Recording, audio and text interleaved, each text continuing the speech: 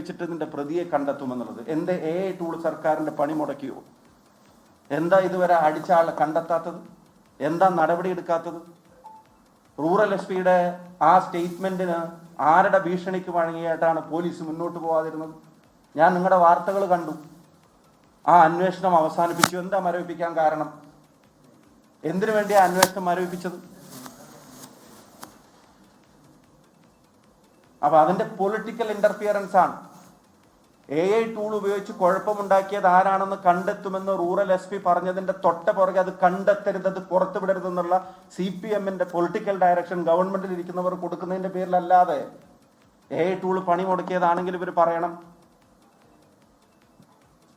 ഞാൻ ICUയിൽ നിന്ന് മാറ്റി റൂമിലേക്ക് വന്ന സമയത്ത് പോലീസ് കാണാൻ വന്നിട്ടുണ്ടെന്ന് പറഞ്ഞു. 2 മണിക്ക് കാണാമെന്ന് എൻ്റെ കൂടെ നിൽക്കുന്ന ആളോട്. അപ്പോൾ ഡോക്ടർ വന്നിട്ട് എന്തോ രാവിലത്തെ കുറച്ച് പ്രൊസീജറും കാര്യങ്ങളുണ്ടായിരുന്നു, കാണാമെന്ന് പറഞ്ഞു. ഇതുവരെ പോലീസിൻ്റെ അടുത്ത് വന്നിട്ടില്ല, ഇതുവരെ മൊഴി എടുത്തിട്ടില്ല, ഒരു സ്റ്റേറ്റ്മെന്റ് എടുത്തിട്ടില്ല, ഇതുവരെ ഒരു കേസ് എടുത്തതായിട്ടുള്ള അറിയിപ്പ്, രജിസ്റ്റർ ചെയ്തതായിട്ടുള്ള അറിയിപ്പ് കിട്ടിയിട്ടില്ല.